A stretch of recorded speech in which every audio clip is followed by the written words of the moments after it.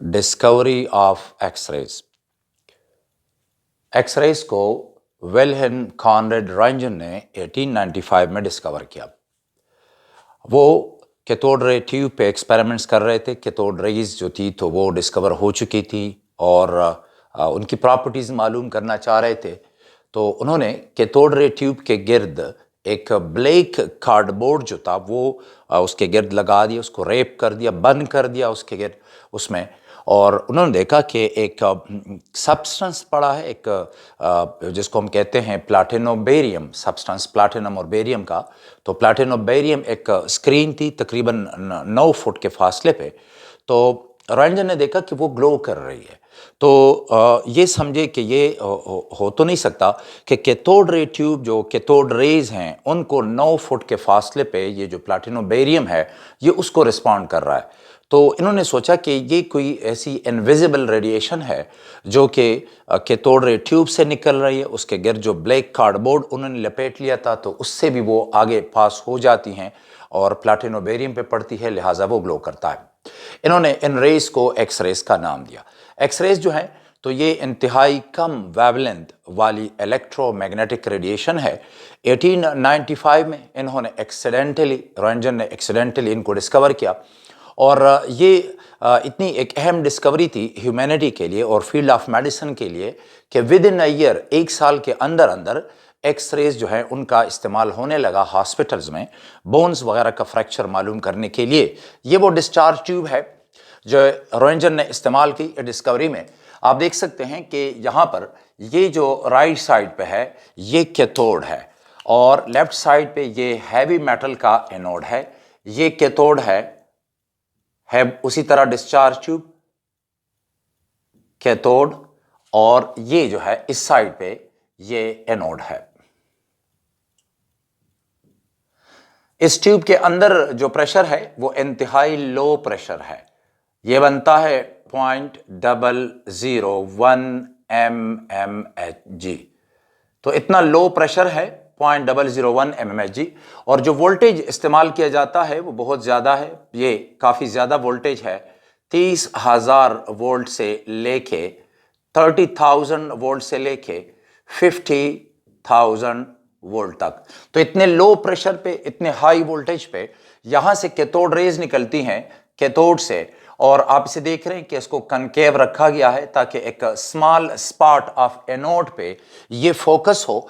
तो जब ये हाई स्पीड इलेक्ट्रॉन एनोड के साथ टकराते हैं तो यहां से रेडिएशन निकलती है।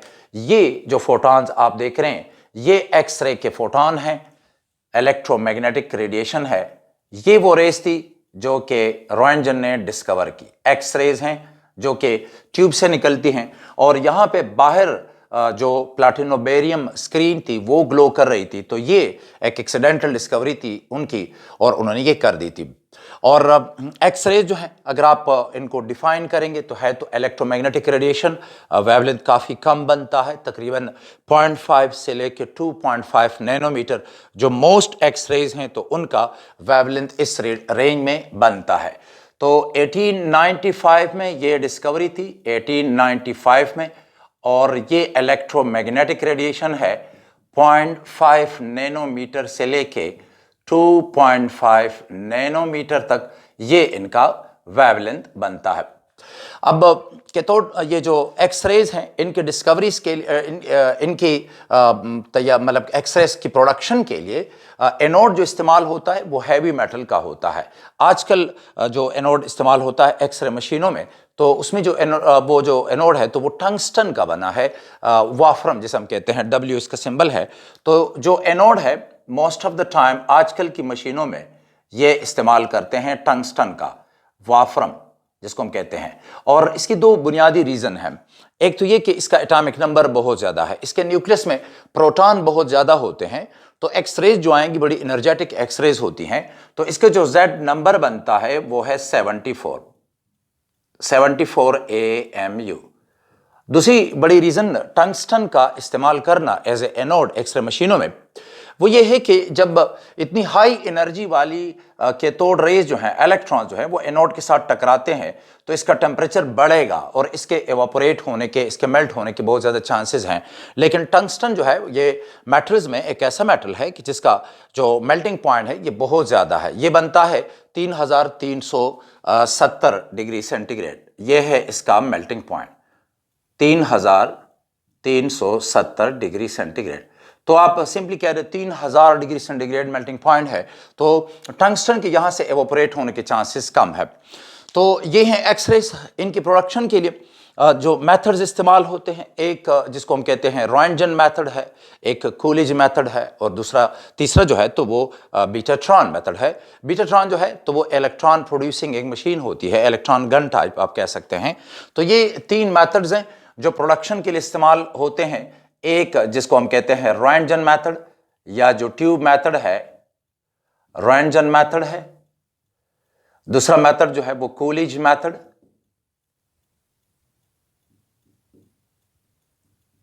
कूलिज मेथड, और लास्ट वन जो है तो यह है बीटाट्रॉन। यह मेथड है।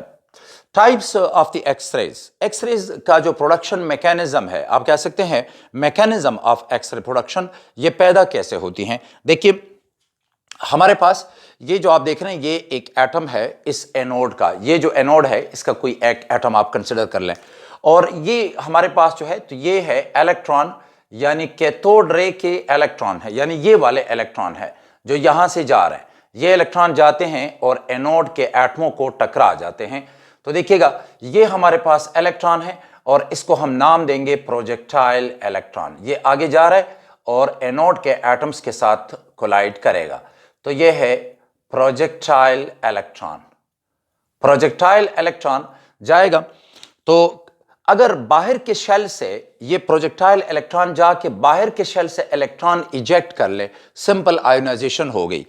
तो लेकिन अगर ये अंदर जाएगा तो फिर 2 चांसेस हैं कि एटम के अंदर घुस के तो इसने किसी इलेक्ट्रॉन को इजेक्ट किया या फिर इलेक्ट्रॉन को इजेक्ट नहीं किया, एटम के अंदर ऐसे आ गए और जब न्यूक्लियस की गिरफ्त के मतलब जब न्यूक्लियस इस पे असर कर सके तो इस दौरान न्यूक्लियस इसको अट्रैक्ट करता है और इसका जो पाथ ऑफ मोशन है वो चेंज हो जाता है और इस दौरान कुछ एनर्जी रिलीज होती है। तो हमारे पास जो एक्स रेज आती हैं वो फिर 2 किस्म की होती हैं।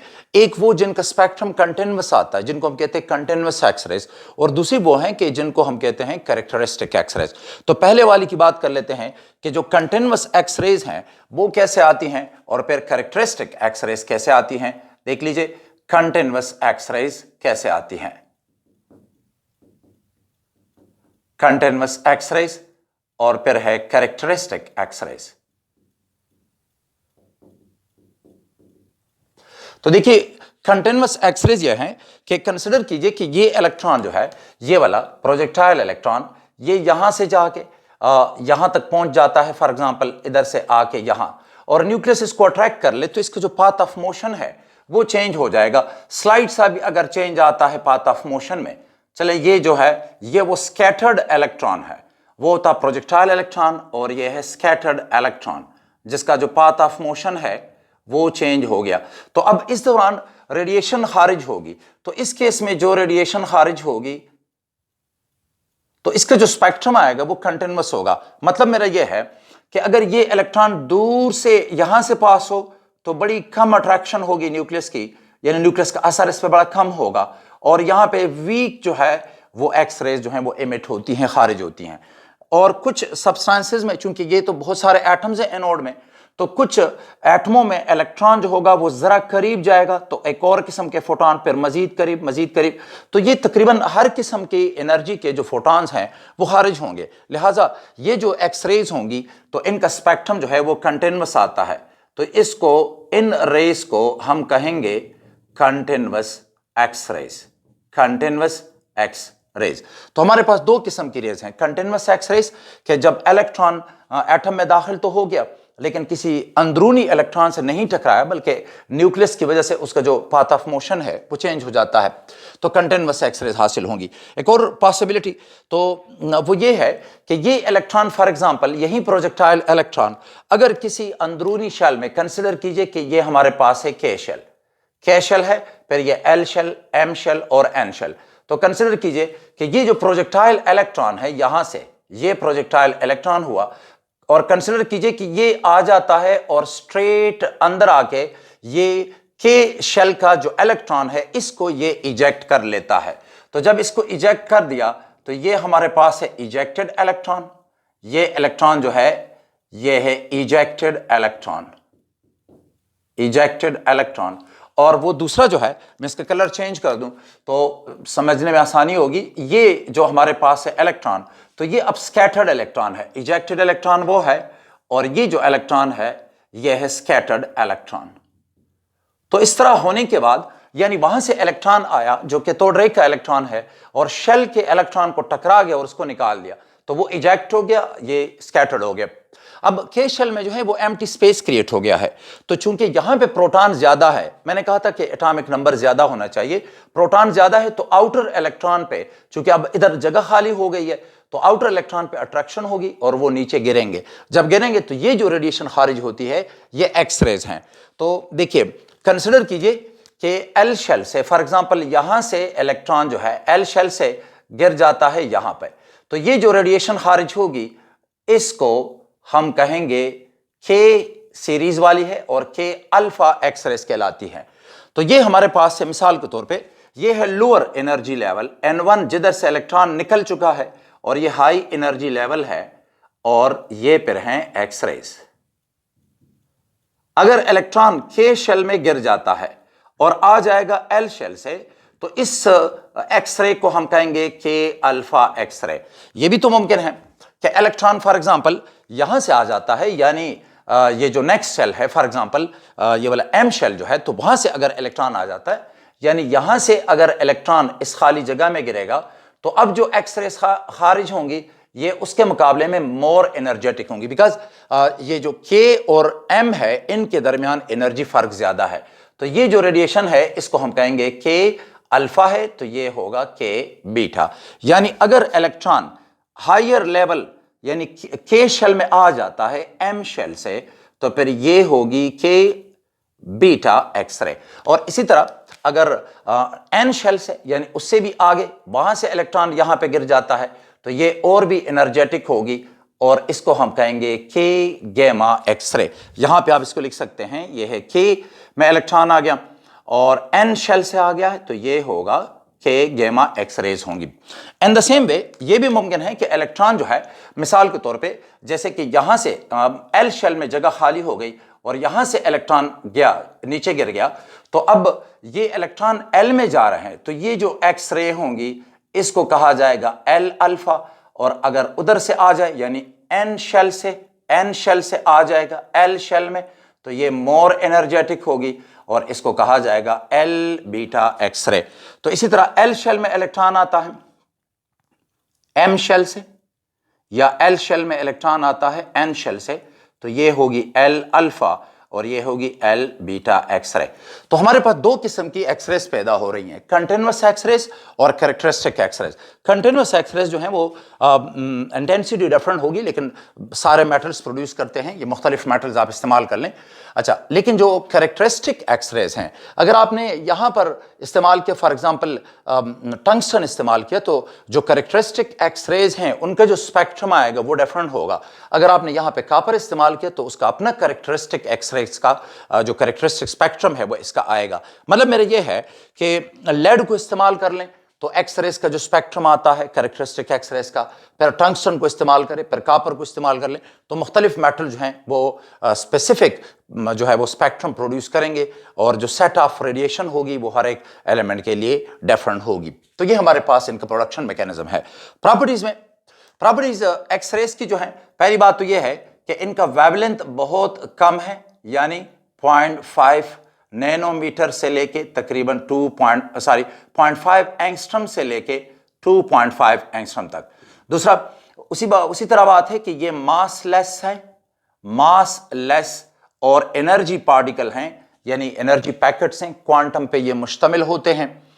और इलेक्ट्रिक और मैग्नेटिक फील्ड से अगर इनको पास किया जाए तो इन पे कोई असर नहीं होता, यानी इनका जो पाथ ऑफ मोशन है that is not affected by their path of motion is not affected by electric or magnetic field.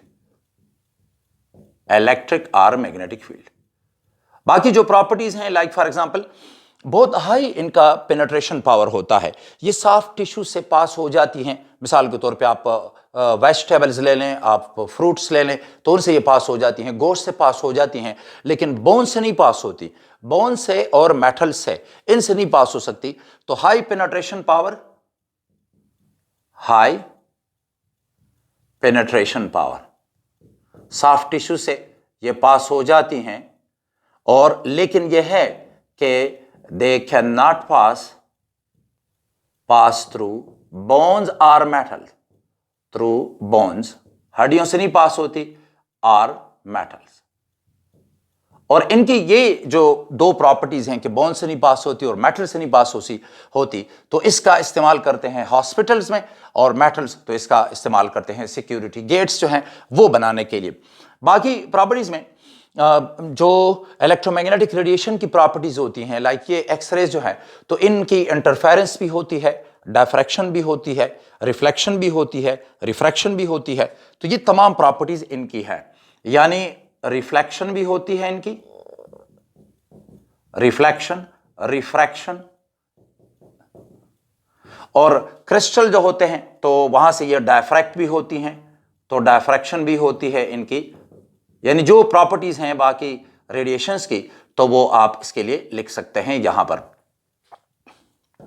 और स्ट्रेट लाइन में जाती हैं, स्ट्रेट लाइन में हरकत करती हैं, और फोटोग्राफिक प्लेट को ये अफेक्ट करती हैं। They affect photographic plate, affect photographic plate. ये जो हॉस्पिटल में जो एक्सरे प्लेट होती है, दर हकीकत वही फोटोग्राफिक प्लेट है। एक प्लास्टिक है स्पेसिफिक टाइप का, और इसके ऊपर जो फोटो सेंसिटिव केमिकल्स हैं तो उनकी लेयर होती है। तो जब बोन में कोई फ्रैक्चर है तो रेडिएशन बोन से तो नहीं पास होती, लेकिन वो फ्रैक्चर जो है उससे पास हो जाएगी, और आगे जो फोटोग्राफिक प्लेट है तो उस पे उस बोन का जो फ्रैक्चर होगा वो बिल्कुल वाज़ेह तौर पे नजर आएगा। तो ये इनकी प्रॉपर्टीज हैं। यूजेस में जो बड़ा यूज है एक्सरेज का, तो वो होता है हॉस्पिटल में। सो बड़ा यूज जो है वो हॉस्पिटल में है, और बोन के फ्रैक्चर को मालूम करने के लिए। ये एक बड़ी आप कह सकते हैं जिसने रिवॉल्यूशनाइज किया मेडिकल साइंसेस को, यानी जैसे ये डिस्कवर हुई तो उसी एक साल के अंदर अंदर इनका जो इस्तेमाल है वो हॉस्पिटल्स में होने लगा। तो हॉस्पिटल में इनका बड़ा इस्तेमाल होता है। एक मशीन है जिसको हम कहते हैं XRD machine, X ray diffraction analyser. इसकी मदद से क्रिस्टल स्ट्रक्चर मालूम किया जा सकता है। इसकी मदद से जो आयंस होते हैं क्रिस्टल में उनके दरमियान कितनी सेपरेशन है, या आप कह सकते हैं आयोनिक साइज वगैरह जो है वो इसकी मदद से मालूम किया जा सकता है। एक्सरे एनालिसिस ही थी कि जिसकी मदद से 1953 में वैटसन और क्रिक दो साइंटिस्ट थे, उन्होंने DNA का मॉडल दिया जो जेनेटिक मटेरियल है, तो उन्होंने इसका मॉडल दिया। तो मैं लिख लेता हूं सिंपल, DNA का जो स्ट्रक्चर था वो इसकी मदद से हासिल हुआ। इसके अलावा इसका एक बड़ा यूज जो है तो वो सिक्योरिटी गेट्स बनाने के लिए होता है। तो सिक्योरिटी गेट है और उसमें एक्सरे, वीक एक्सरेज की मशीन लगी है, तो एक्सरेज पास होती हैं, और कोई उससे पास हो जाए तो उसके गोश्त से तो पास हो जाती हैं, चूंकि मेटल से नहीं पास होती, तो अगर उसके पास कोई वेपन वगैरह है तो वो बिल्कुल साफ और वाज़ेह तौर पे नजर आ जाएगा। तो इसका एक और बड़ा यूज जो है तो वो सिक्योरिटी मकासद के लिए है, एयरपोर्ट्स वगैरह में। तो ये इसके बड़े बड़े यूजेस हैं। अच्छा, आयोनाइजेशन पावर इनका बड़ा वीक है, ये वीक आयोनाइजर हैं, और रीजन इसकी यही है कि नॉन मटेरियल नेचर है। तो इस को भी इस्तेमाल किया जा सकता है प्रॉपर्टी के तौर पे। यूजेस आप इसको यूज कर सकते हैं। ये जो प्रॉपर्टी है कि जो वीक आयोनाइजर है, वीक आयोनाइजर है ऑफ गैसेस, और इस प्रॉपर्टी को इस्तेमाल किया गया था चार्ज ऑफ द इलेक्ट्रॉन मालूम करने के लिए। मिलिकॉन ने ऑयल ड्रॉप एक्सपेरिमेंट परफॉर्म किया, तो आयोनाइजेशन उन्होंने जो कर दी थी तो वो एक्सरेज की मदद से थी।